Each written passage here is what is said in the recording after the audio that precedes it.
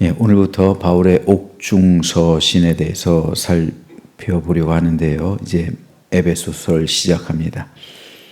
바울이 예루살렘에서 대제사장을 비롯한 유대인들에게 복음을 전한다는 이유로 고소를 당했습니다. 이에 바울은 불공평한 재판으로 인해 재판 날짜가 길어지고 또 주님께서 바울에게 네가 반드시 로마에 가야 할 것이라는 말씀을 환상 가운데 보았기 때문에 가이사에게 가서 판결받겠다 호소했습니다. 그래서 바울은 로마로 이송됐습니다. 이때 바울은 미결수 상태였기 때문에 재판을 받을 때까지 어느 정도 자유가 주어졌습니다. 그래서 집을 얻어서 그곳에 거주하면서 오가는 사람에게 복음을 전할 수가 있었습니다. 즉 가택 연금 상태였던 거죠. 바울은 크게 두 차례 로마에서 옥살이를 경험했습니다. 제1차 감옥은 가택연금 상태였고요. 제2차 감옥은 실제로 아주 어두컴컴한 감옥에 갇혔던 것이고 이때 바울은 순교했습니다. 하지만 제1차 감옥 상태였던 가택연금은 자유롭게 약 2년 동안 이 가택연금 상태에서 복음을 전하게 됐는데 주로 로마 교회 교인들이 주 대상자들이었습니다. 이 기간이 2년 정도 됐는데요. 이 기간 동안 바울은 4편의 서신을 썼습니다. 이것이 바로 옥중서신이에요. 옥중서신은 에베소서, 빌립보서, 골로새서와 빌레몬서입니다. 이 서신들 모두 주 61년에서 63년 사이에 기록됐습니다. 오늘 이 가운데 가장 먼저 에베소서에 대해 가장 먼저 기록된 이 에베소서에 대해서 좀 살펴보려고 하는데요. 에베소 교회는 바울의 제3차 전도 여행 중에 세워진 교회였습니다. 이때 바울은 두란노 소원에서 약 3년간 에베소 교회 성도들을 양육했습니다. 바울의 전도 여행 가운데 가장 긴 시간 동안 함께했던 교회가 에베소 교회였습니다. 3년. 그리고 고린도 교회가 2년 6개월 이 정도 됩니다. 에베소 교회는 좋은 사람들이 많이 있었어요. 특별히 브리스길라와 아굴라 부부, 이 부부가 에베소 교회의 핵심 멤버였습니다. 그리고 바울의 뒤를 이어 디모데가 목회를 했고요. 그리고 이후엔 사도 요한이 목회를 했어요. 그러니까 에베소 교회는 얼마나 그 쟁쟁했던 사람들이 많이 목회를 했을까요? 설립 초대 개척자가 바울, 후임이 디모데, 그리고 뒤를 이어 사도 요한, 이 계보를 이어갔던 교회가 에베소 교회였습니다. 따라서 에베소서에는 고린도 전서, 고린도 후서, 그리고 갈라디아서에서 보이는 것처럼 그런 문제들이 전혀 발견되고 있지 않습니다. 즉 에베소서는 고린도 교회나 갈라디아 지방의 교회들처럼 문제가 있어서 쓴 게 아니에요. 에베소서를. 바울이 에베소서를 기록한 이유는 에베소 교회에 출석하고 있는 이제 갓 믿음을 갖고 교회에 속하게 된 이방 그리스도인들의 믿음을 올바로 세우기 위해서였습니다. 특별히 그리스도의 구속 공동체인 교회가 어떻게 이방인들을 포함하게 되었는지를 가르치기 위함이었습니다. 그래서 에베소서는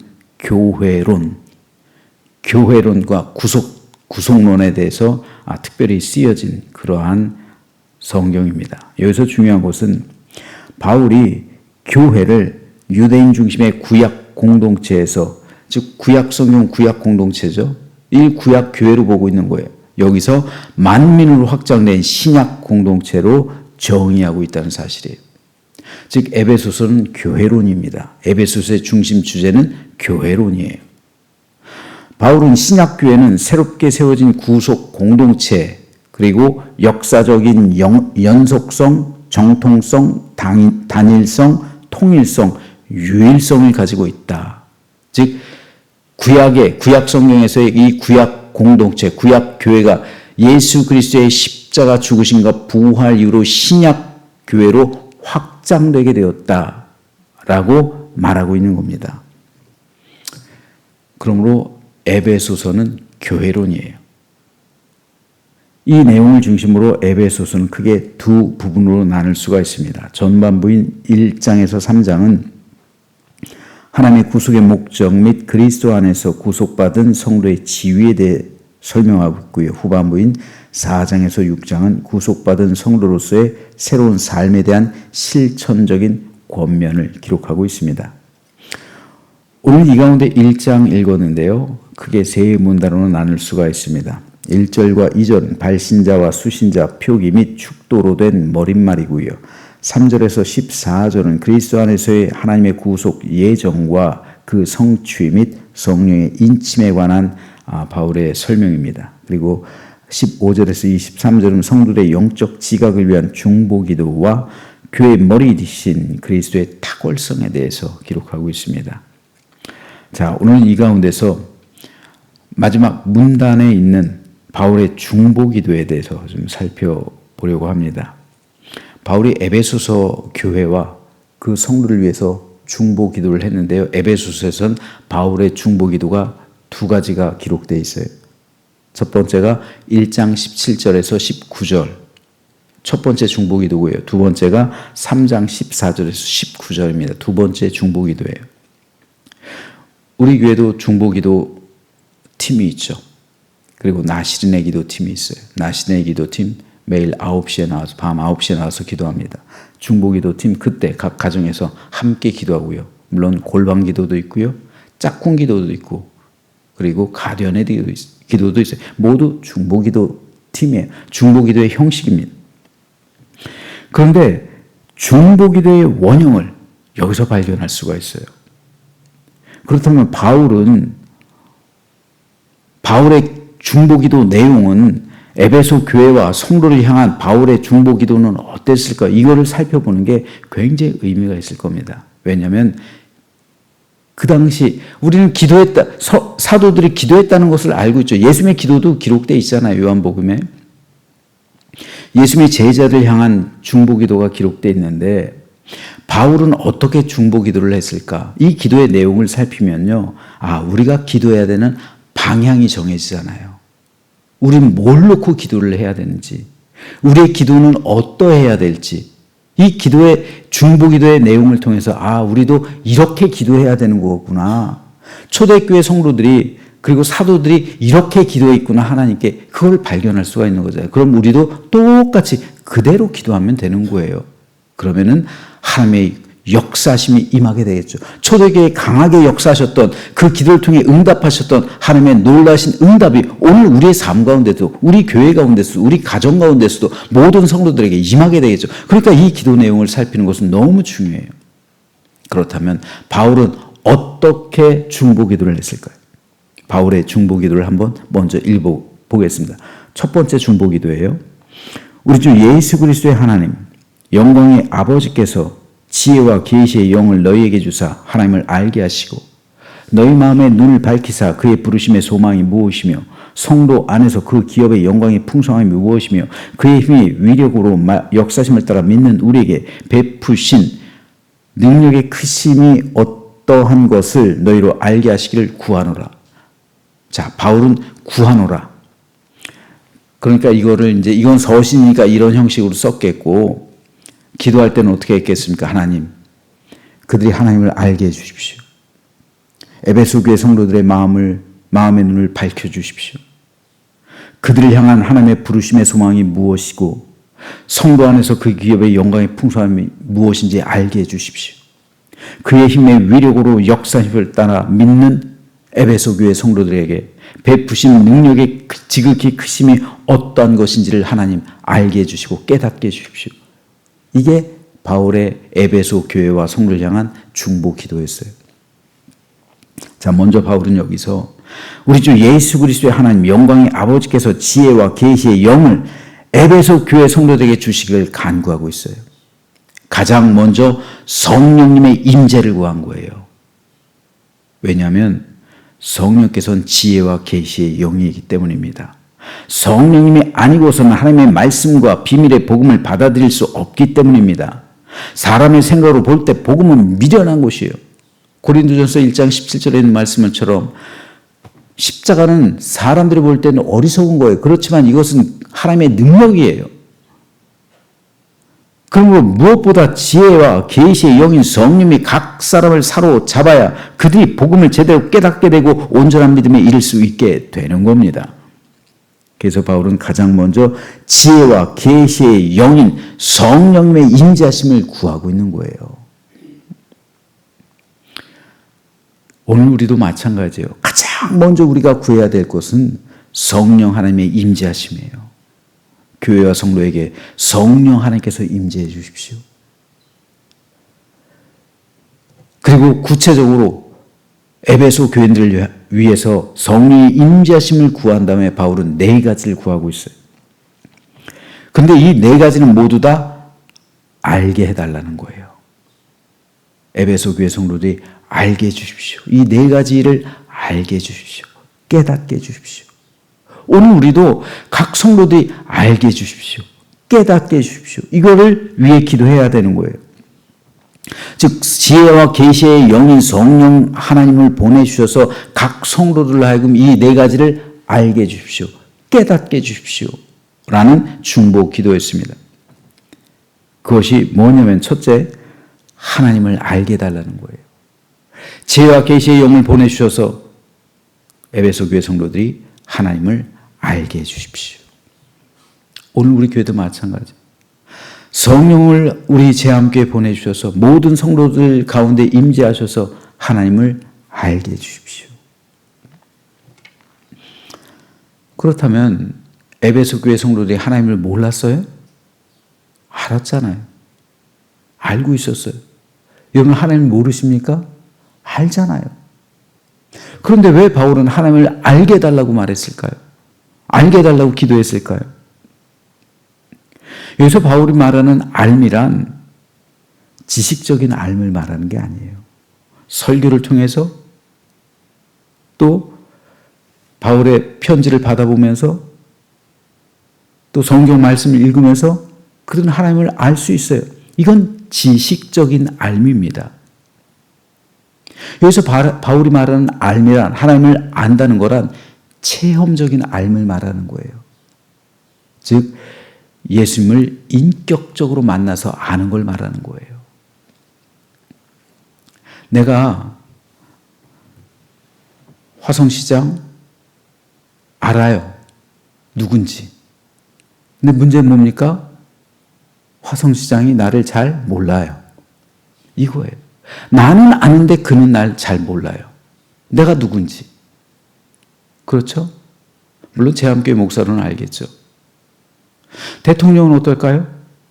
장관들은 어떨까요? 나는 그들은 잘 아는데 그들은 날 전혀 몰라요. 이거예요.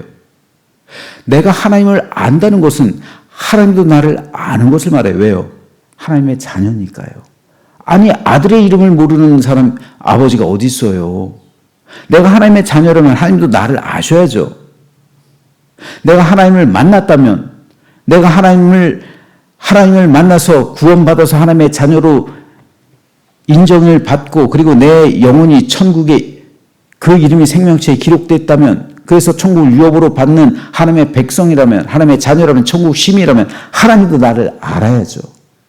나도 하나님을 알고 하나님도 나를 알아야 되는 것 이것이 바로 인격적이고 체험적인 지식으로서의 알미예요. 이 알을 사도 바울이 간구하고 있는 거예요. 우리가 성경으로 하나님을 알 수 있어요. 얼마든지 지식적으로 알 수가 있어요. 그런데 하나님을 진짜 만나서 알고 있느냐는 거예요. 체험해서 알고 있느냐는 거예요. 왜 예수님을 믿는데 삶이 변하지 않을까요? 하나님을 알지 못해서예요. 하나님을 몰라요. 하나님을 만나지 않았어요. 하나님을 믿지 않는 게 아니라 알지 못하는 거예요. 하나님을 믿지 않는 게 아니라 하나님을 체험하지 못한 거예요. 하나님을 인격적으로 만난 적이 없어요. 예수 그리스도의 십자가를 내가 만난 적이 없어요. 그러니까 예수님을 믿어도 눈물이 없는 거예요. 한 번 내 죄를 위해서 통에 작업해 본 적이 없어요. 예수님의 십자가를 못 만났으니까, 주님의 십자가를 체험하지 못했으니까 눈물을 한 번 흘려본 적이 없어요. 신앙생활 하면서. 왜요?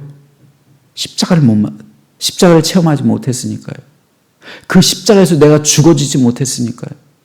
그 십자가의 은혜가 얼마나도 끔찍하고도 얼마나도 지극히 큰 사랑인지 알지 못하는 거예요. 이걸 바울이 간구하고 있는 거예요. 그러므로 만약 제가 바울이라면 여러분들 위해서 제가 어떻게 기도해야 됩니까? 중보기도를, 하나님, 우리 제함교회 성도들이 다 십자가를 알게 해주십시오. 하나님을 만나게 해주십시오. 주님을 체험하게 해주십시오. 이게 중보기도예요. 첫 번째 중보기도 제목이에요. 우리는 중보기도를 이것을 위해서 먼저 하는 겁니다. 가장 먼저 성도들의 영혼의 구원, 즉 하나님을 알게 해주십시오. 하나님을 깨닫게 해주십시오. 주님의 십자가를 만나게 해주시고 체험하게 해주십시오. 이겁니다. 내가 하나님을 그때, 내가 하나님을 아는 그 순간, 하나님을 체험하는 그때 비로소 우리는 하나님과의 사귐이 시작되는 거예요. 진정한 코이노니아, 아버지와 아들, 아버지와 딸, 아버지와 자녀, 천국 시민의 관계, 왕과 백성, 이 관계가 비로소 시작되는 거예요. 그때 비로소 내 인격과 성품이 내 아버지이신 하나님을 닮아가기 시작하는 거예요. 바울은 에베소 교회 성도들이 이렇게 하나님을 체험해서 알기를 위해 간구했습니다. 이것이 첫 번째 바울의 중보기도예요. 그래야 참된 믿음의 백성이요, 신앙인으로서 구원받은 주의 백성이 되기 때문입니다. 둘째, 바울은 성령께서 너희의 눈을 밝히사 그의 부르심의 소망이 무엇인지 알게 하소서라고 간구했어요. 즉, 각 사람에게 성령께서 임재하셔서 어두운 마음의 눈을 뜨게 해주십시오. 그래서 그의 부르심의 소망이 무엇인지 알게 해주십시오. 성령께서 임재하셔서 그의 눈을 열어주십시오. 그래서 나를 향한 하나님의 소망이 무엇인지 알게 해주십시오. 그러니까 이걸 목회 기도로 하면 오늘날 어떻게 돼? 하나님, 우리 제함교회 모든 성도에게 임재하여 주십시오. 그들의 눈을 열어주십시오. 영안이 열리게 해주십시오. 그래서 하나님께서 각자 성도를 향해서 가지고 있는 꿈이 무엇인지, 하나님의 소망이 무엇인지 그 소망, 비전을 알게 해주십시오. 이 기도였어요. 여러분을 향한 각자의 하나님께서 부르신 그 부르심이 있어요. 각자에게 주신 사명이 있단 말입니다. 그 사명을 알게 해주십시오. 야, 이 기도예요, 이 기도. 하나님, 우리 성도들 향한 성도들의 눈을 열어주시고 하나님께서 각 성도를 향해 주시고 있는 그 사명이 무엇인지를 깨닫게 해주십시오. 이 기도입니다. 비전이란 계시예요. 마음의 눈이 떠져 있어야 그 비전을 볼 수 있는 겁니다. 마음의 눈이 감겨져 있으면요, 엘리 대제사장처럼 그 당시 이상이 흔하지 않았다. 이상이 뭡니까? 이상이 비전이에요. 비전이 흔하지 않았다는 거예요. 영적인 눈이 감겨져 있으니까. 그러니까 바울이 이걸 간구하고 있는 거예요. 사무엘처럼 영적인 눈이 떠져 있게 해주십시오. 영적인 눈이 근데 어떻게 떠져요? 사무엘처럼 죄 전에 나와서 기도하며 간구할 때 하나님의 그 음성을 듣고 비전을 바라보게 되는 거잖아요. 마음의 눈이 감겨져 있다는 것은 심령 상태가 어두워졌다는 거예요. 하나님께서 보여주신 비전을 바라보지 못하는 겁니다. 그래서 바울은 성령께서 임재하셔서 마음의 문을 뜨게 해주시고, 눈을 뜨게 해주시고, 비전을 바라보게 하시고, 하나님께서 보여주신 사명이 무엇인지, 그 소망이 무엇인지 깨닫게 해주십시오라고 성도를 위해 간구했던 겁니다. 셋째로, 바울은 성도 안에서 그 기업의 영광의 풍성함이 무엇인지를 알게 해주십시오. 기도해서. 즉, 하늘 기업의 풍성함이 무엇인지를 깨닫게 해주십시오. 여러분, 우리의 기업은 땅에 속한 것이 아니에요. 우리 기업은 하늘에 있어요. 믿으십니까, 여러분? 하늘에 있어요. 그럼 우리는 하늘을 위해서 살아가야죠. 이 땅을 위해 심는 게 아니라 하늘을 위해 심어야죠. 예수님도 말씀하셨잖아요. 하늘에 쌓아두라고 말씀하셨잖아요. 이 세상에다 쌓아두는 것은 다 돌목이 쓸어서 녹이 쓴다고 그랬잖아요. 도둑이 침범할 필요도 없고 영원한 영광을 주시는 그 하늘을 위해 쌓아두는 삶을 살아가라고 말씀하셨잖아요. 예수님의 말씀이잖아요. 바울이 간구하고 있는 것도 이거예요.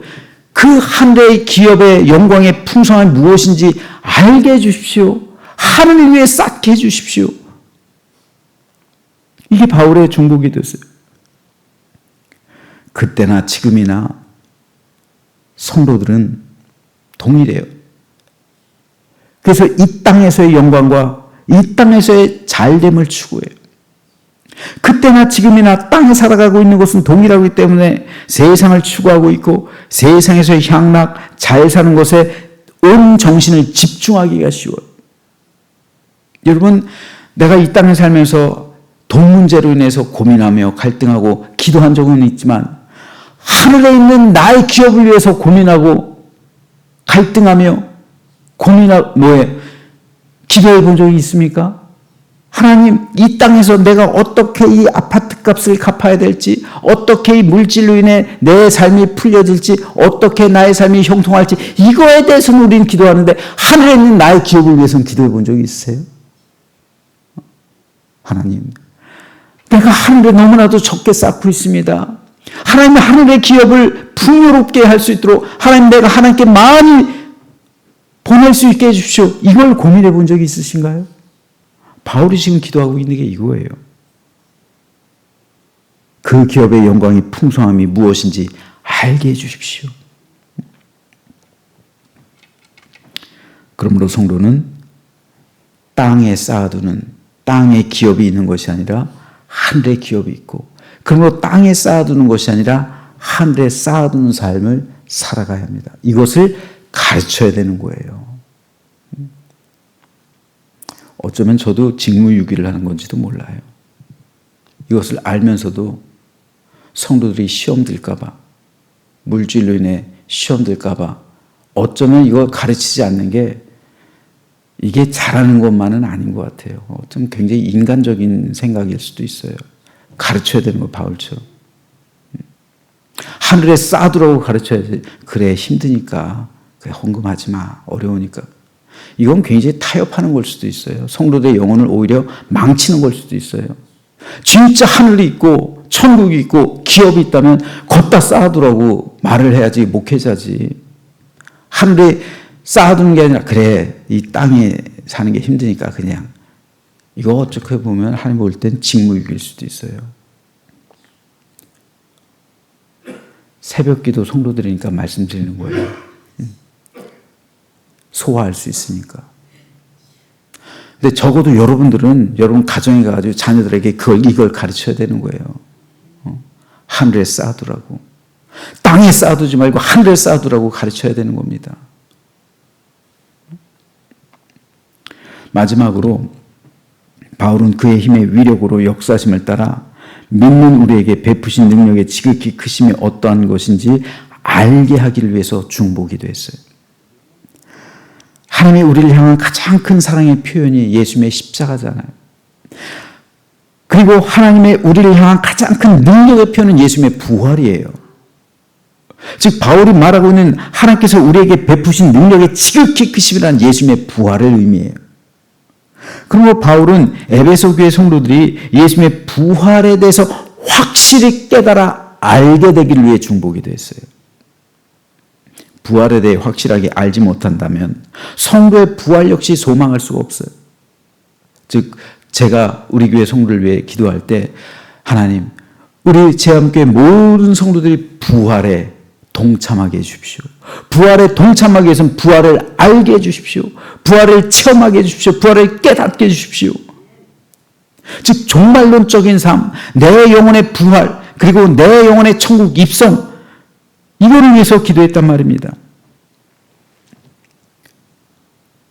이것을 알아야 하나님께서 우리에게 베푸신 능력의 지극히 크심이 무엇인지를 어떤지를 알게 되는 거예요.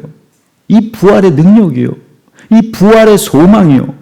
우리 성도를 세상에서 고통받지 않고 사는 것 중요하지만 하나님께서 우리에게 주신 사명은 세상에서 잘 먹고 잘 사는 게 아니잖아. 부활의 역사의 능력을 따라 지극히 큰 은혜를 사모하고 그리고 우리의 영광의 풍성한 기업을 따라 그 나라를 소망하며 표대를 향하여 달려가는 삶. 그래서 오늘도 종말론적인 삶을 살아가며 부활에 참여하고 있는 삶. 이것이 바울이 기도하고 있는 중보기도예요. 이렇게 바울은 네 가지 사실에 대해서 알게 해주십시오. 깨닫게 해주십시오. 라고 중보 기도했습니다. 그러므로 오늘 우리도 성도를 위해 기도할 때 이 바울의 모범을 따라가야 합니다. 물론 성도들이 이 세상에서 평안하게 사는 것 중요합니다. 세상 살이 힘들죠. 그러니까 저도 여러분의 평안을 위해서 기도합니다. 하지만 왜 바울에게는 이런 흔적을 찾아볼 수 없을까요? 왜 에베소 교회 성도들이 이 땅에서 잘 되게 해주십시오? 왜 자신이 개척한 교회 성도들이 이 땅에서 아무 일 없이 형통하게 해주십시오? 축복을 받으며 많은 것을 누리며 살아가게 해주십시오. 왜 이런 기도를 하지 않았을까요? 이건 본질적인 게 아니기 때문에 그래요. 그들의 영혼이 구원받는데 전혀 상관없는 거기 때문에 오히려 그들의 영혼이 구원받는데 방해가 될 수가 있어요. 예수님의 말씀처럼 부자가 되는 것은요, 어쩌면 우리가 구원받는데 방해가 될 수가 있어요. 지금 현재 바울도 죽었어요. 에베소 교회 모든 성도들도 다 죽었어요. 하지만 지금 그들은 하늘에 있어요. 하늘의 기업을 받아 누리고 있어요. 지금 그들이 하늘에 있는 게 중요한 거예요, 여러분. 그때 당시 에베소 교회 지금으로부터 1900년 전에 그리스도의 부활에 동참하지 않고 그 땅에서 떵떵거리며 산 사람들 지금 다 음부에 가 있어요. 그러므로 우리의 중보기도는 이 사실을 깨닫고 진정으로 성도들의 영혼이 구원받기를 위해 기도하는 거예요. 이것이 중요한 거예요. 내가 병 낫는 거, 내가 이 세상에서 형통한 거, 내가 사업이 잘 풀리고 내 문제가 잘 해결되고 이거 위해서 당연히 기도해야죠. 하지만 그것을 위해서 그것의 본질적인 것은 뭡니까? 핵심은 내 영혼의 구원. 내 영혼의 구원을 위해 우리는 기도해야 되는 거예요. 그리고 다른 사람의 영혼의 구원을 위해 중보하며 기도해야 되는 겁니다. 이것이 바울의 중보 기도입니다. 그러므로 오늘 우리는 이런 중보 기도를 오늘 우리도 드려야 되는 거예요. 그럴 때 하나님의 역사심이 오늘 우리에게도 임재할 줄로 믿습니다. 그래서 에베소 교회 성도들이 지금 하늘에 있잖아요. 하늘의 기업의 풍성함을 누리고 있잖아요. 오늘 우리도 하늘을 바라보며 하늘의 기업을 바라보며 표대를 향하여 달려가는, 그래서 우리의 구원을 이루는 완성하는 우리 모두가 되시길 주님의 이름으로 축원합니다.